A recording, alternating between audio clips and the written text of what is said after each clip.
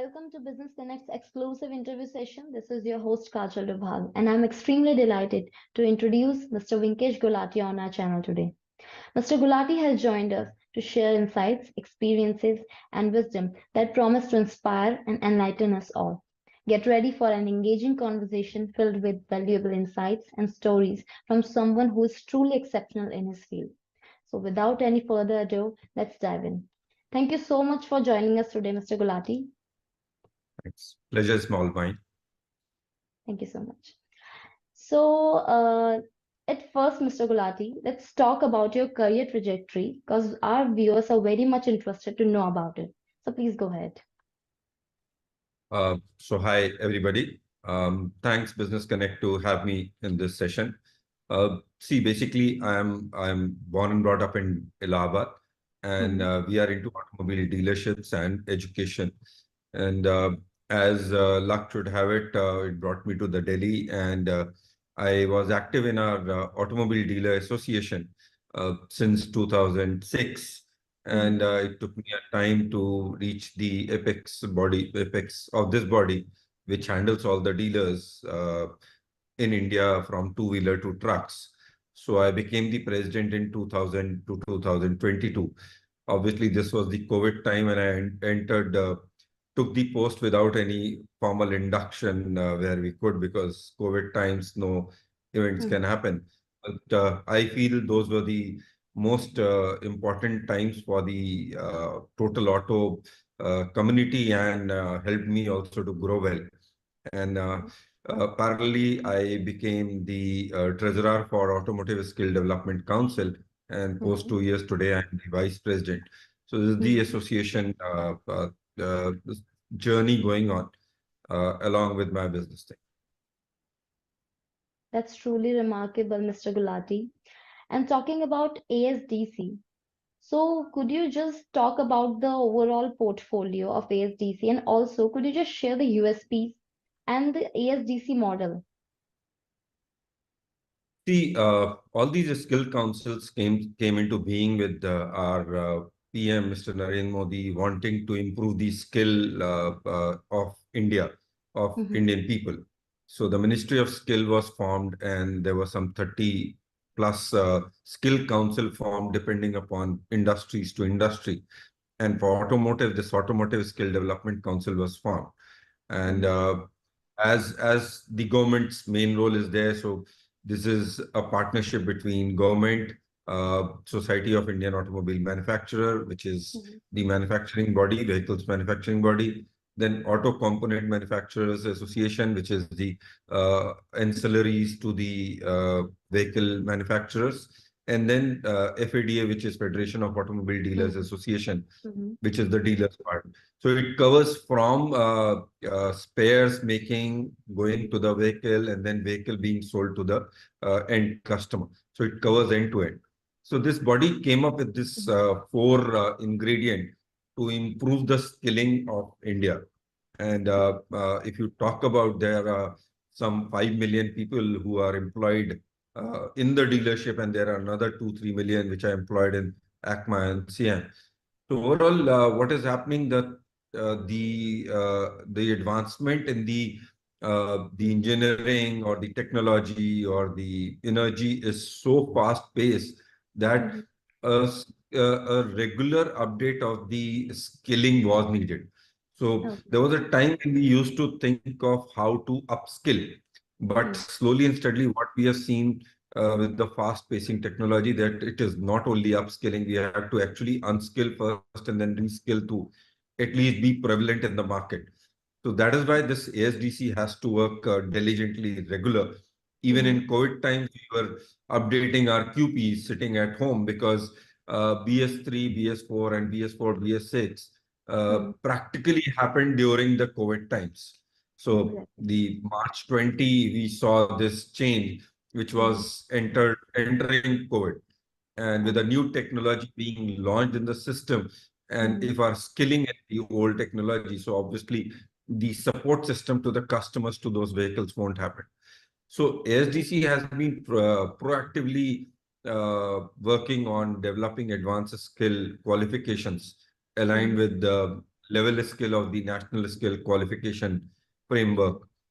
We have proposed some 23 qualification in total out of total 14 job roles, which are of level 6 and 7 and 8, which level 6 and 7 and 8, like these are the best, the topmost levels where you can talk of MTech, MTech, those kind of, it's not just normal skilling, it's a high scale, comparable degree programs.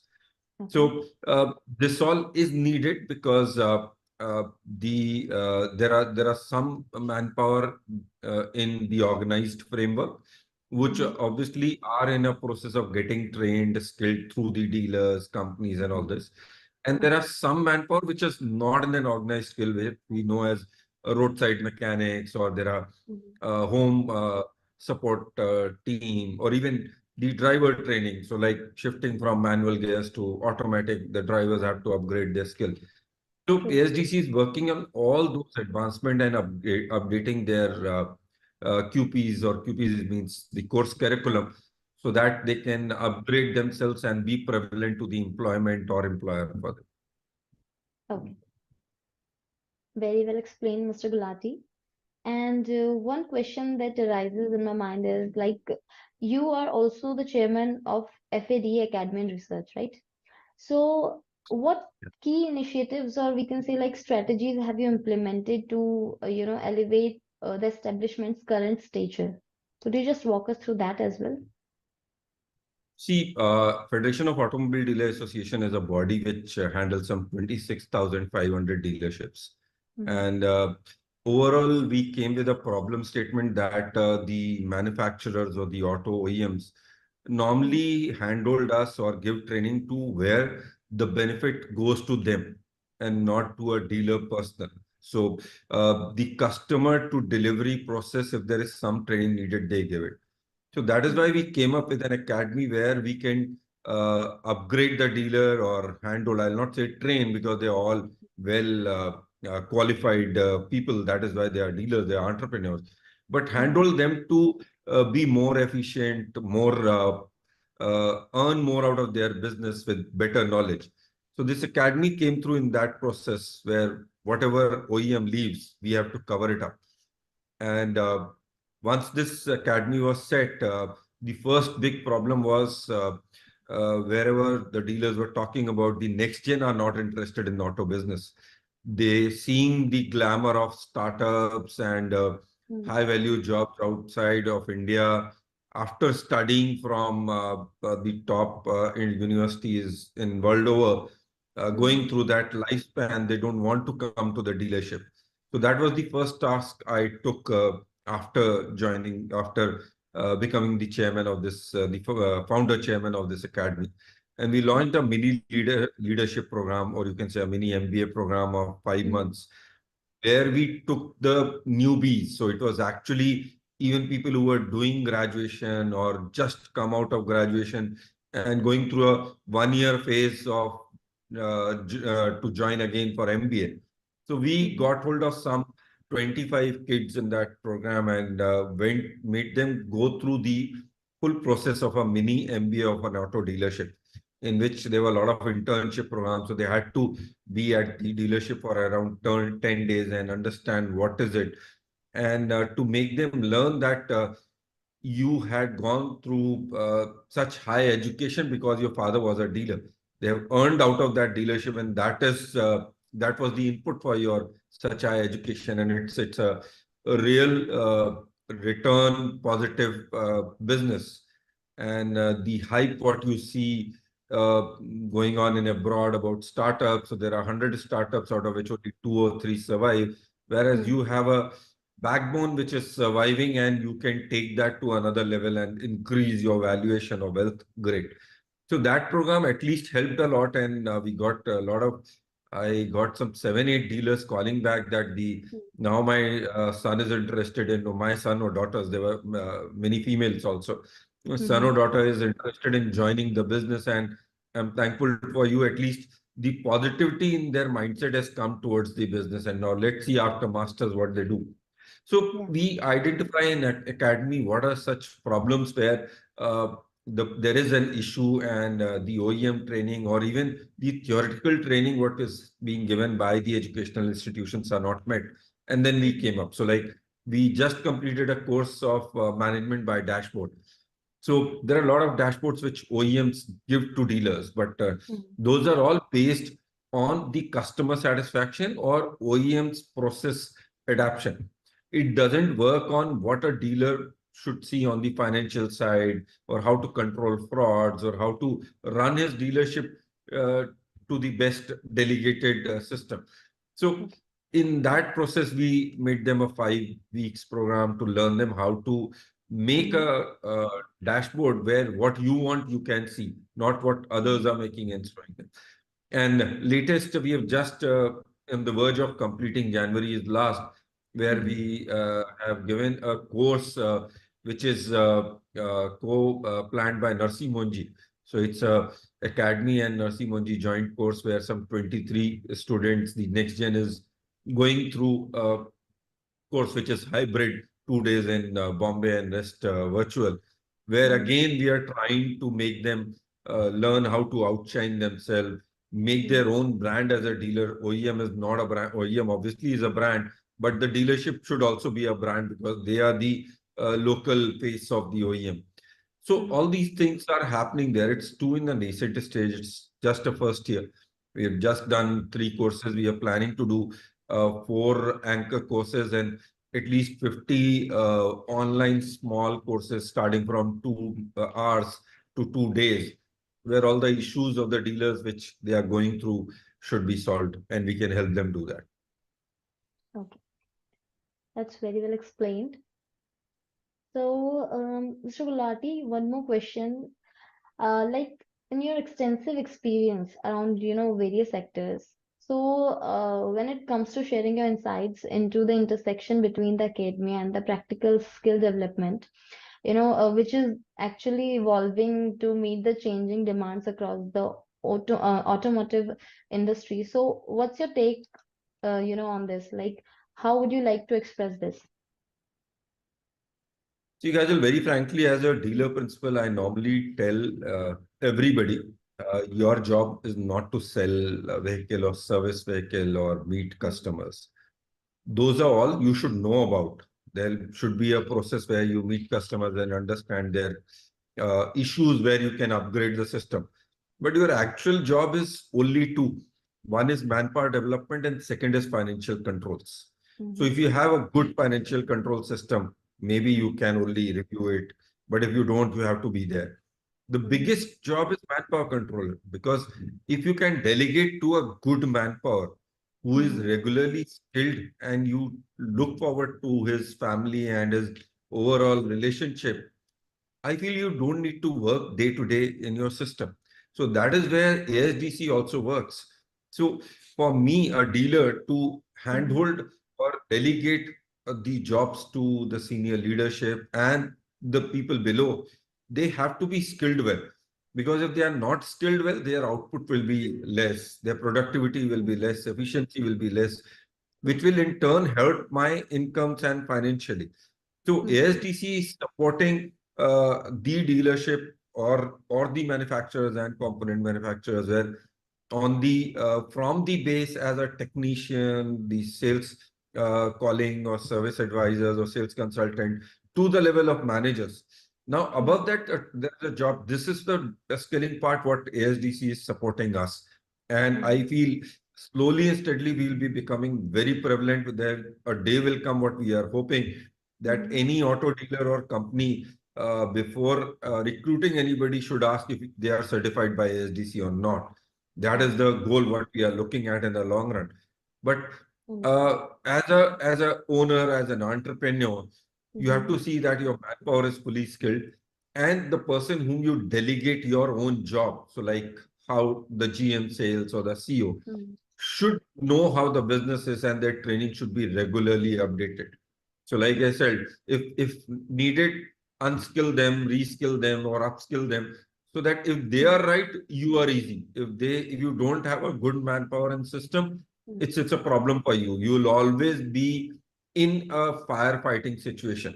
You'll never have peace in business, and you'll not have time to be creative or innovative and think of expanding or improving your business. Understood. This is very interesting to know, Mr. Gulati. And considering our, global viewership out there, our global audience. So when it comes to motivating them or motivating, normal individuals, how would you like them to, pursue automotive skills as a valuable and respected, career path? You being at the forefront of ASDC. So could you just share your insights into this? See, very frankly, there is a gap here. A kid, when he's born, the first 2 or 3, his liking is normally cars and Mm, automotive, two-wheelers, and the zoom going in. And even if it's watching TV, if there is a car race, he'll stick to it. The yeah, we problem agree. happens that Mm, from mm, 2 to 8 or 10, he likes that thing.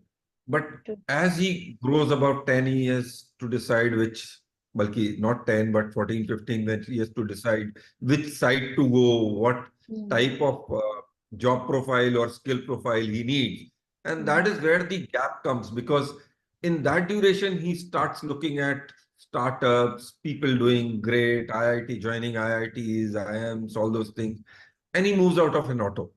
So mm, what as ASTC we are trying to do is I have already tied up with CBSC, mm, where from 8 to 12 there'll be some courses of auto in between, so that at least they are aware of what is auto, and mm. it's not a thing where they have a passion but don't have a job. So they Understood. had a passion while growing up, and they find a Mm, job somewhere else. So we are trying to bridge that gap, and through, mm, even we have tied up with AICT also, mm, the All mm, India Council for Technical Education, which imparts the working for all those technical skills mhm, from BTech, and they are now going for BBA, BC also, to mhm, have a courses there, at least one a chapter or one session there, so that the kids or the candidates at least are aware about automotive. They are mhm, aware what kind of job profile is there.